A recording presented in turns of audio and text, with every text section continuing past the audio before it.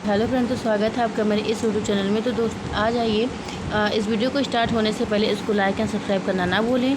तो दोस्त आज का अपना टॉपिक है पक्षियों के प्रकार। मैंने आज पक्षियों की प्रजाति है, पक्षियाँ किस तरह की होती हैं, पक्षियाँ आपके सीटेड में क्या पूछी जाती हैं, कैसे पूछी जाती है। मैंने आज इन सबसे रिलेटेड आज एक टॉपिक लिया है बर्ड्स। मतलब सबसे पहला आपका मैंने टॉपिक डाला है कि मोर क्या है। जो मोर है वो आपका भारत का राष्ट्रीय पक्षी है, ये आप सबको पता है। तो मोर क्या है, आपका भारत का राष्ट्रीय पक्षी है। और फिर इसमें क्या कह रहे हैं कि 26 जनवरी 1963 को भारत सरकार द्वारा नीले मोर को भारत का राष्ट्रीय पक्षी घोषित किया गया। आपका पहला पॉइंट तो ये बन रहा है कि जो है वो भारत का आपका राष्ट्रीय पक्षी मोर है। और दूसरा, ये कब घोषित किया गया था, तो 26 जनवरी 1963 को भारत सरकार द्वारा नीला, कौन सा मोर, तो मोर कई प्रकार के होते हैं, मतलब उनके रंग कई तरीके के होते हैं, लेकिन जो सरकार ने मानी और घोषणा किया वह नीले मोर का ही घोषणा किया। तो भारत का राष्ट्रीय पक्षी घोषित किया कब, तो 26 जनवरी 1963 को।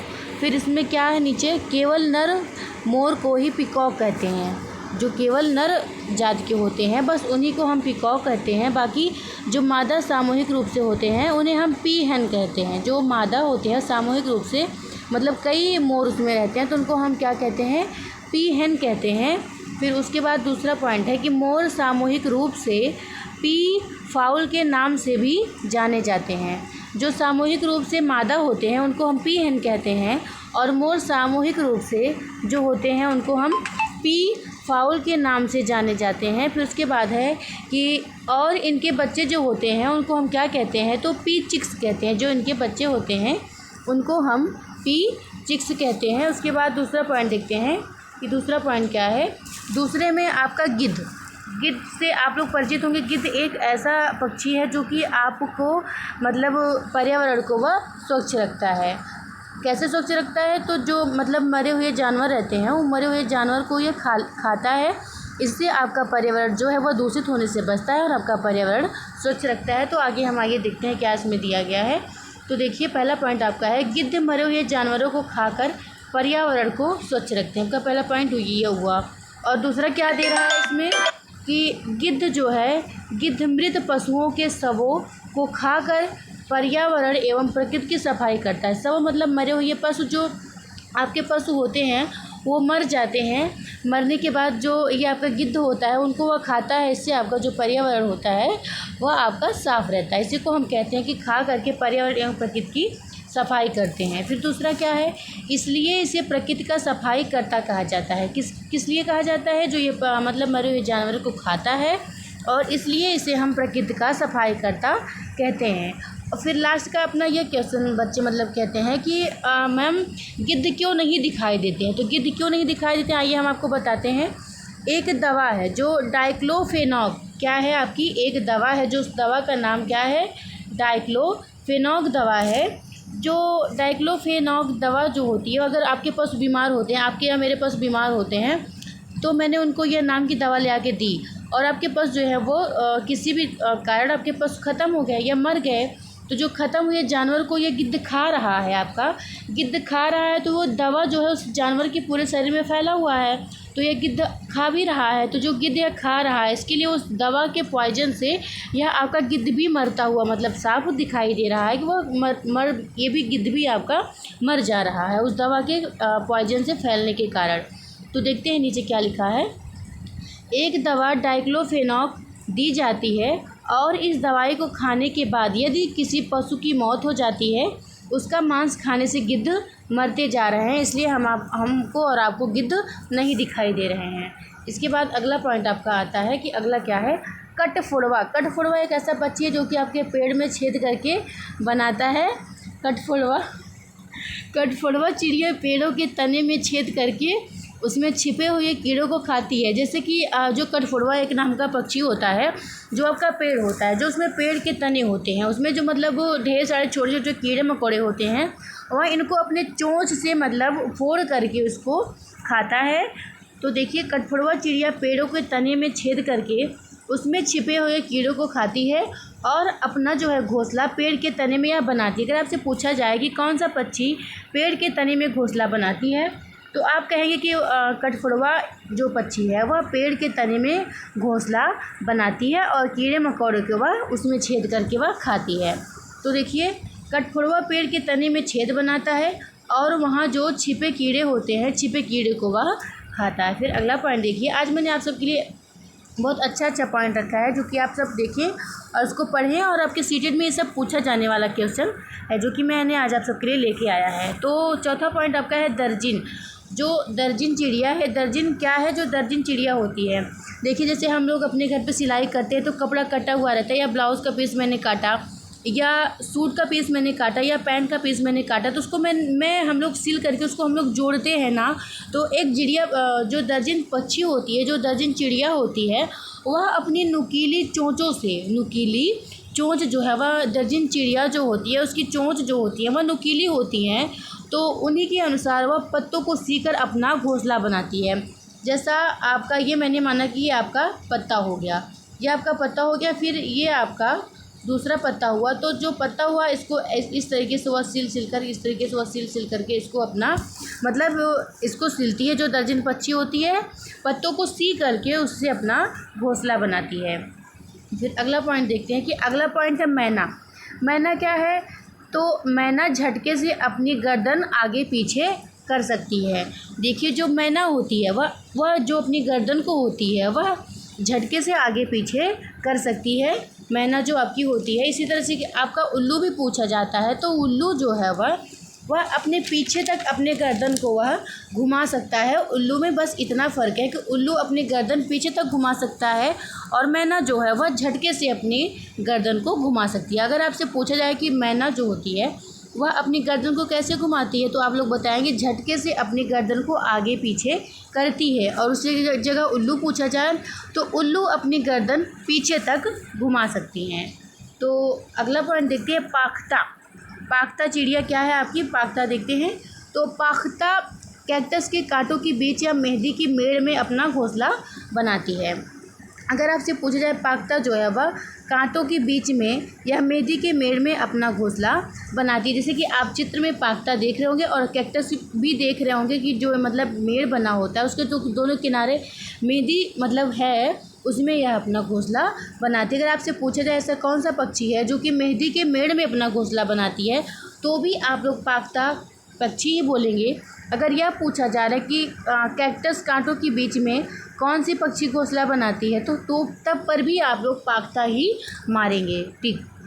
और अगला देखते हैं कि अगला क्या है। अगला अपना तो अगला है अपना उल्लू। मतलब उल्लू, देखिए उल्लू के बारे में क्या दिया गया है, उल्लू के बारे में और आप जानेंगे।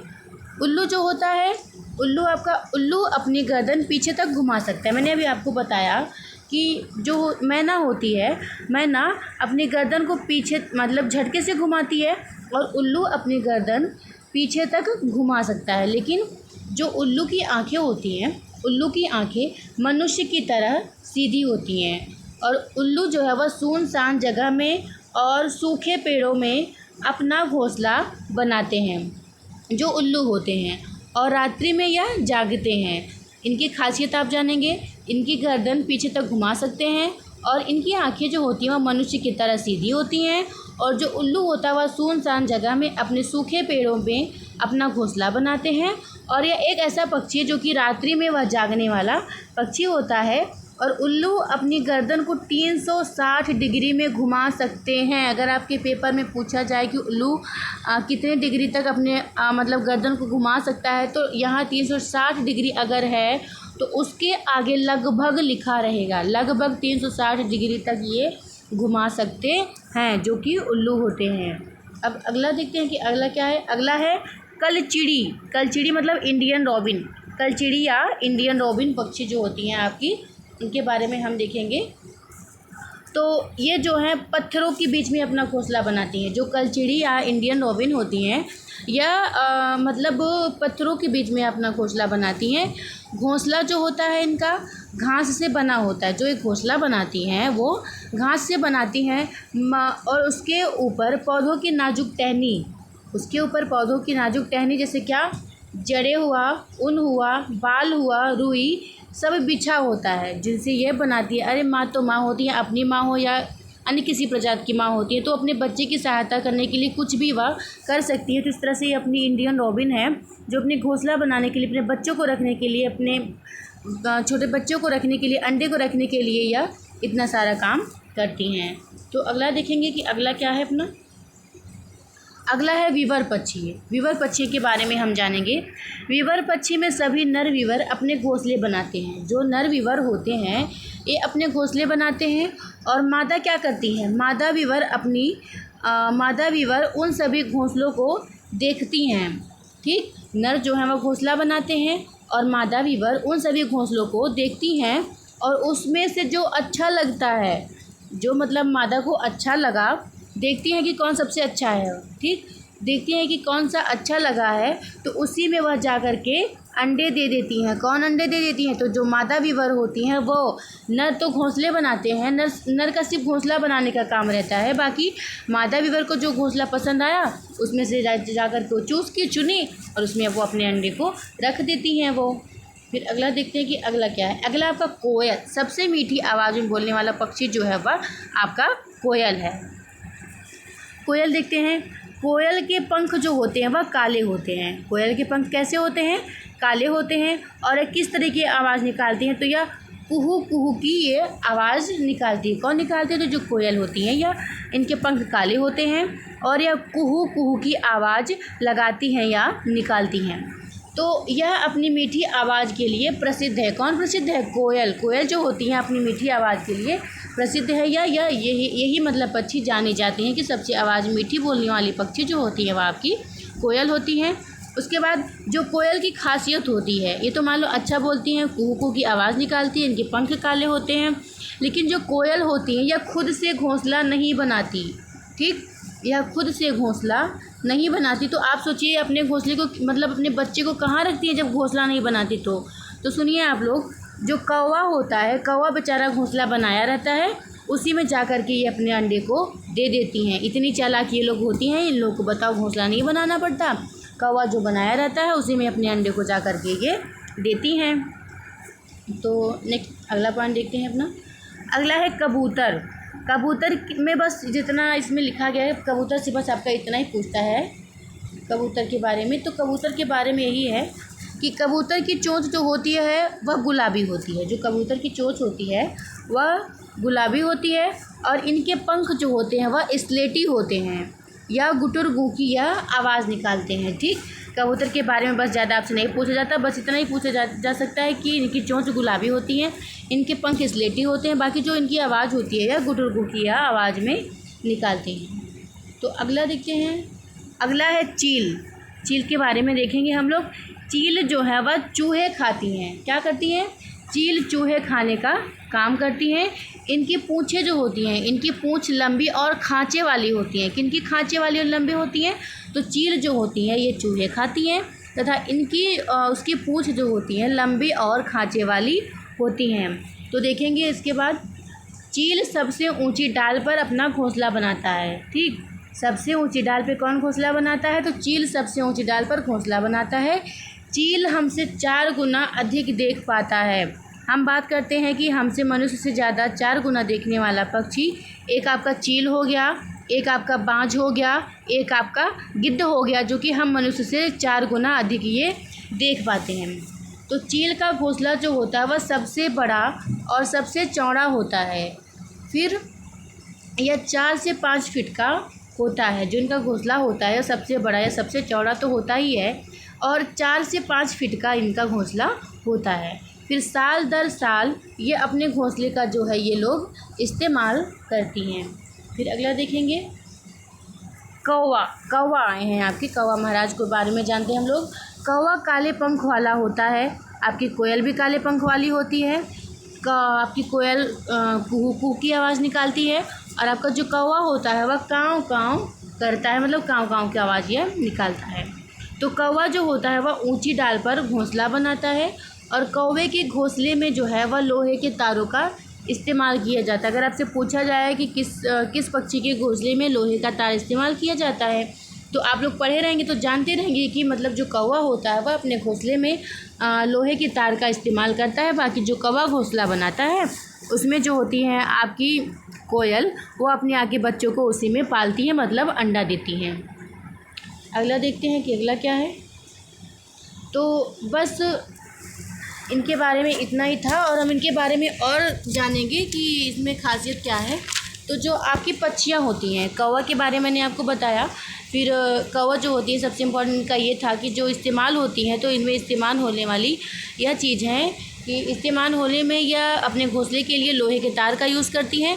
बाकी और भी खासियत इनके बारे में, पक्षियों के बारे में आप लोग जानेंगे कि जो पक्षियों के पंख होते हैं वह अलग अलग रंगों व डिज़ाइनों के होते हैं। जो जिस तरह की पक्षियाँ होती हैं उस तरह के उनके पंख होते हैं, और अलग अलग वह डिज़ाइनों के होते हैं। तथा जो इनके पंख होते हैं, इनके पंख ही इनको उड़ने में सहायता करते हैं या मदद करते हैं। अगर इनके पंख ही ना रहे या पंख इनके काट दिया जाए तो जो आपकी पक्षी हैं वह उड़ नहीं सकती या उड़ नहीं पाएंगे। इतना ही नहीं है, पक्षियों में उनके पंख जो हैं उनके शरीर को गर्म भी प्रदान करते हैं, मतलब गर्माहट भी वह पंख इनके लिए मतलब लाते हैं। और समय समय पर जो इनके पक्षियों के मतलब पंख होते हैं पुराने वाले, वो झड़ते रहते हैं और नए नए मतलब इनके पंख आते रहते हैं। तो दोस्तों आज के लिए बस इतना ही। तो बड़ी मेहनत से हम आप सबके लिए वीडियो बनाते हैं। तो दोस्त इस वीडियो को लाइक एंड सब्सक्राइब करना ना भूलें। तो आज के लिए बस इतना ही, धन्यवाद।